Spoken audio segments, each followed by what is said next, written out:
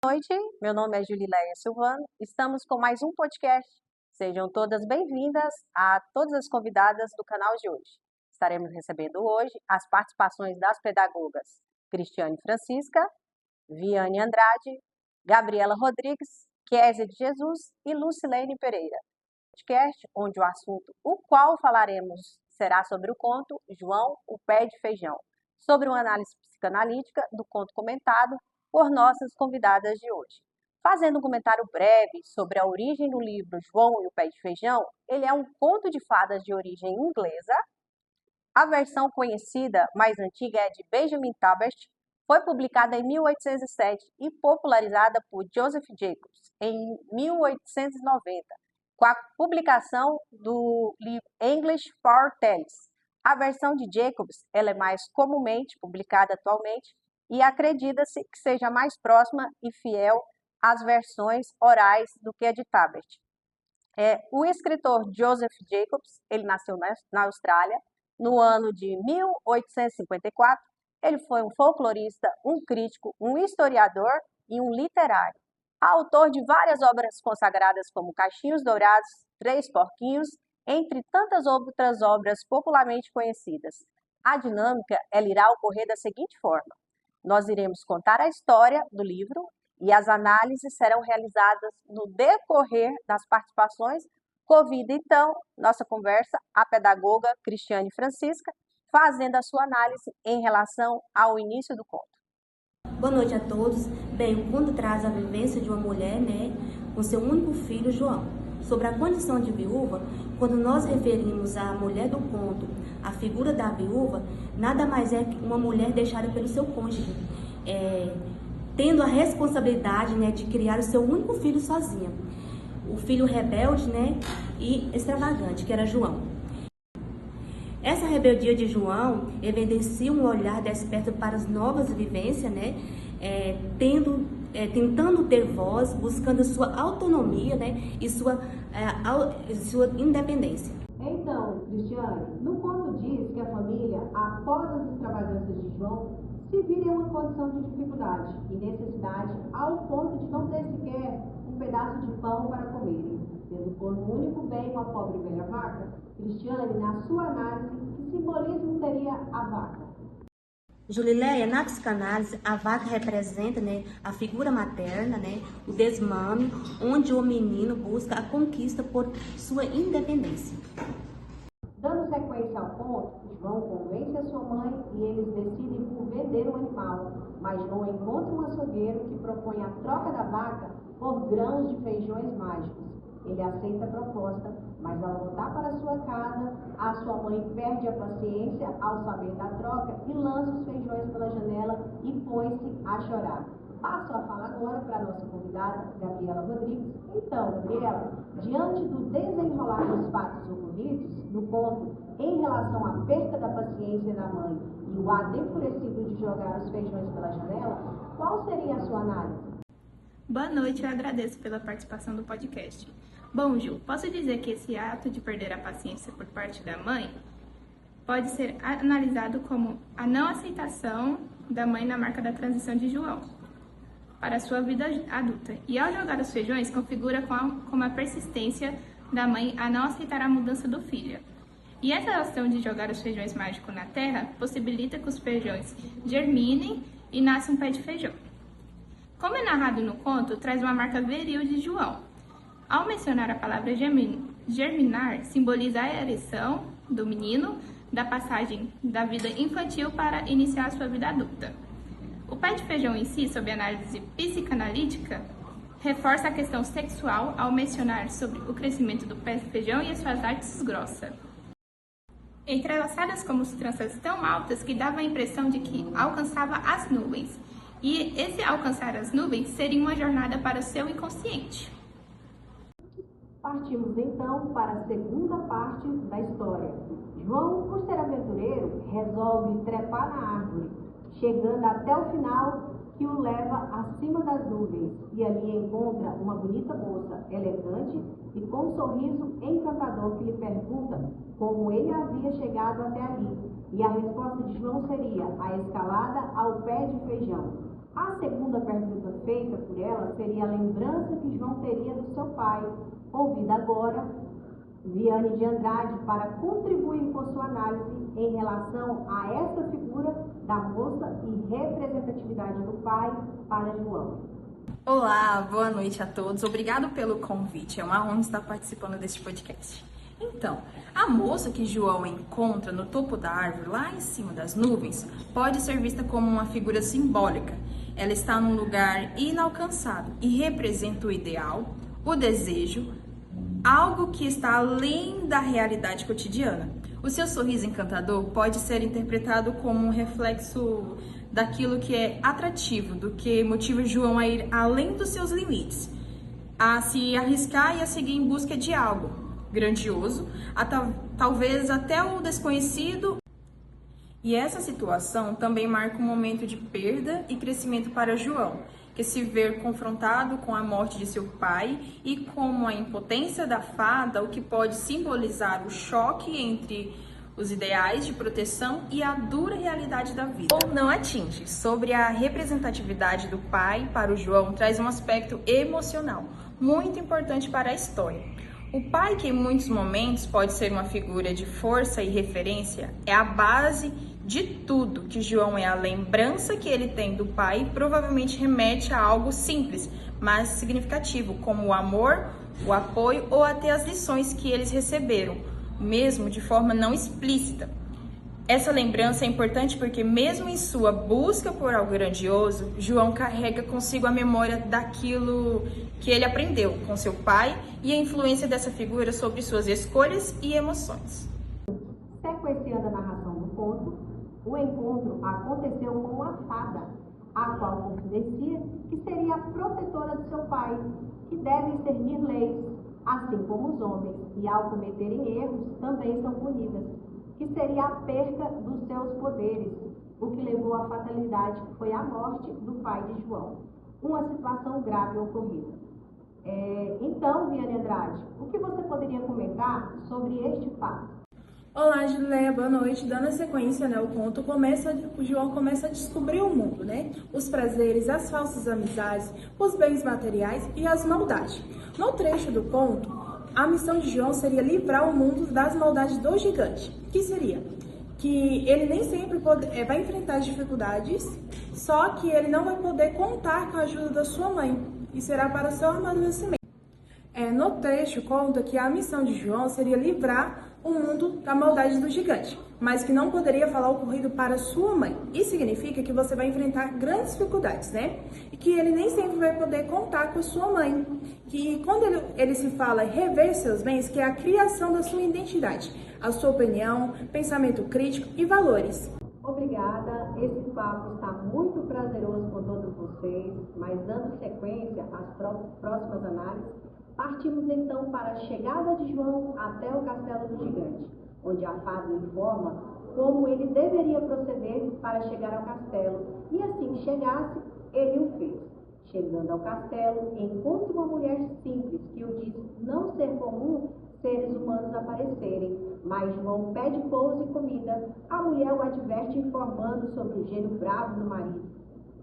Gigante, mas mesmo receoso, João pede que a mulher o ajude. Então ela o conduz até um quarto, até que ouvem o barulho do gigante. Amedrontados, começam a pensar em um local para esconder João. Nessa nova situação, Kézia, quais seriam suas verificações? Então, Julileia, quando João bate na porta do castelo e a mulher do ogro atende, isso se refere à relação de maternidade, relação entre mãe e filho. Ele lembra da sua mãe, E quando o ogro, ele chega, deixando ele um pouco de lado, E ele fica querendo aquela atenção que o pai tem. Continuamos então a saga de João, o qual decide esconder-se no fogão e de lá vê algo surpreendente, uma galinha que aos comandos do gigante bota um ovo atrás do outro de ouro. João espera a oportunidade do gigante vir a adormecer e rouba a galinha. Partindo em retirada, na descida ao pé de feijão, encontrando-se com sua mãe, que o recebe com alegria, temendo por algo pior ter ocorrido com ele. João relata todo o ocorrido, omitindo apenas a parte que cabia ao pai. Vida que segue, a galinha os deixa ricos devido aos ovos de ouro por ele botados por muitos meses. O desenrolar dessa história fica cada vez mais intrigante, assim como as análises. Convido então Lucilene Pereira para nos falar sobre as suas análises. Meu nome é Lucilene Pereira. Nesse momento, a história é crucial para entendermos o dilema quando se refere à galinha dos ovos de ouro. Está diretamente ligado aos riscos, à questão do roubo, entre a riqueza e traz a questão moral de suas ações, né? Na minha análise, João age com astúcia, esperando o momento certo para se decretar tão inocente. E ao voltar para casa, ele conta a história para sua mãe, né? O que envolve também o pai, e talvez para proteger sua mãe, ele evita um sofrimento. Essa omissão reflete tentativas de aliviar a culpa e manter a ilusão de suas escolhas. A riqueza que vem com os ovos de ouro muda sua vida, mas também levanta a questão: o que riqueza realmente representa emocionalmente? João não para por aí, resolve fazer uma nova visita ao gigante, disfarça-se e segue em rumo à casa do gigante. Encontra-se a pobre mulher que o fala sobre a ida de um menino ingrato que roubou o único bem que eles possuíam, que seria o seu marido, é um gigante poderoso e cruel, e que passou a maltratá-la depois. Mas mesmo assim, decide recebê-lo.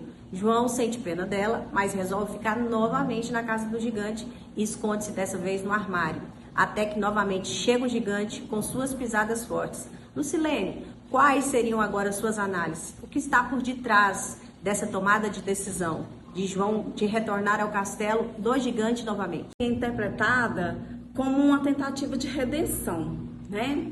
Ao retornar, João não só estava desafiando o gigante novamente, mas também se coloca numa posição onde ele pode tentar corrigir o que ele fez de errado, né? Mesmo em sua mente ainda esteja justificando essas ações, existe uma espécie de remorso. A atitude dele busca uma forma de compensar o roubo da galinha, mesmo sem ter consciência de todo o risco, né?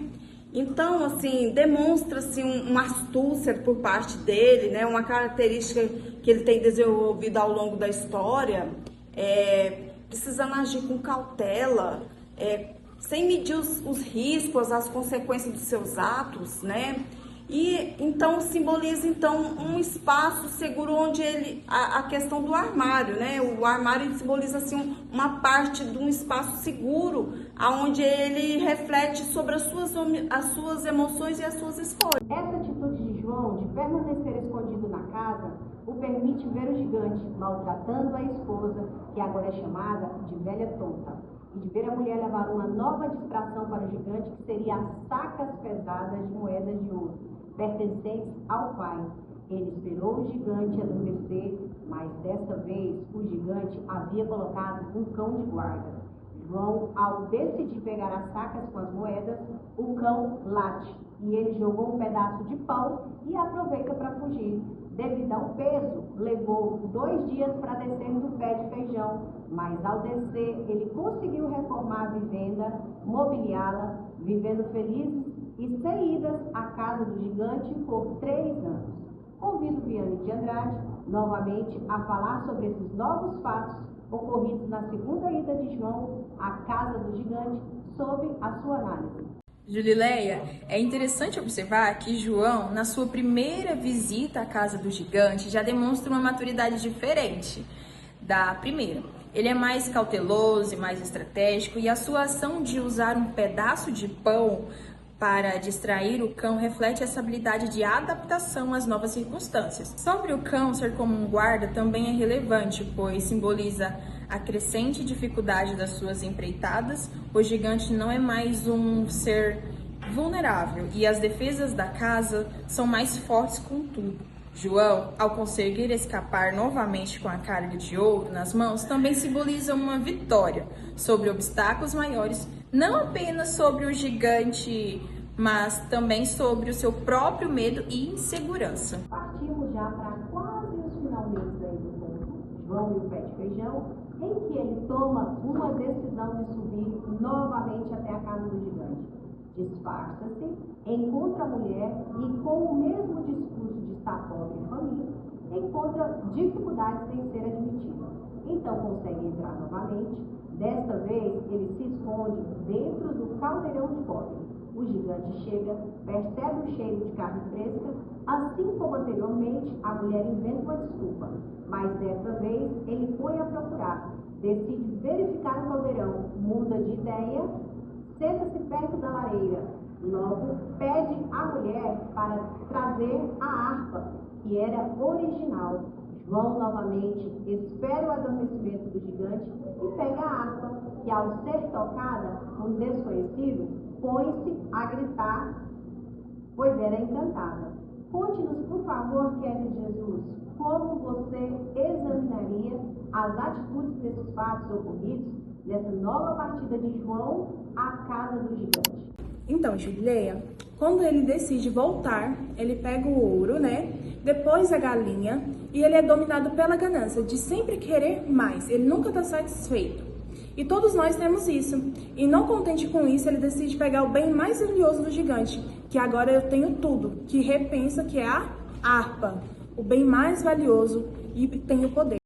Chegamos então ao desfecho final do conto, em que o gigante acorda com os gritos da harpa mágica, toma suas conclusões sobre João ter apulsado da galinha, das sacas de moedas e por tentar levar a harpa. O gigante, em tom ameaçador, quis fazer picadinho de João. João o enfrenta, pois sabia que ele havia comido bastante e não conseguiria correr atrás dele. Além de ser jovem e ter pernas ágeis de consciência tranquila, desceu rapidamente o pé de feijão, cortou com a machadinha na raiz, e o gigante, como estava a descer, caiu de cabeça no jardim e morreu. A fada reaparece novamente, explica a história à mãe, que eles continuam a vida e a cuidar da fazenda sem nunca mais faltar dinheiro para comer, além de João se sentir feliz por finalmente vingar a morte de seu pai. Para darmos um fechamento à análise do conto, eu gostaria que todas as convidadas... Bom, chegamos à análise final, onde o conto enfatiza a importância, né, da jornada de João como processo de amadurecimento forçado. A morte do pai e a incapacidade da fada mostra que nem sempre há uma proteção garantida. Isso obriga João a enfrentar desafio, a assumir a responsabilidade por sua vida. Isso transforma no herói da própria história, superando os obstáculos, se tornando independente. Eu vejo o final como uma crítica ao foco excessivo em objetos materiais. João e a sua mãe, apesar de tudo que conquistaram e superaram, ainda estão em uma situação precária. Isso reforça que a vida, muitas vezes, não se resolve através de vitórias imediatas, mas sim através de um crescimento contínuo e da busca por algo mais profundo do que riqueza ou vingança. O verdadeiro fechamento da história talvez esteja na aceitação das dificuldades da vida e no amadurecimento que vem de enfrentá-las. Quando João decide subir pela terceira vez e pegar a harpa simboliza o equilíbrio, a personalidade e o domínio de si mesmo, o lado espiritual. Ele ainda segue pobre e necessita alimentar o seu lado espiritual. Ele rouba a harpa, que representa a música, o conhecimento superior e a capacidade de expressão, comunicação, algo que não pode ser comprado com dinheiro. Agora ele se sente realizado e está psicologicamente completo e equilibrado, né? Todos nós sentimos que falta alguma coisa a mais, né? De querer mais.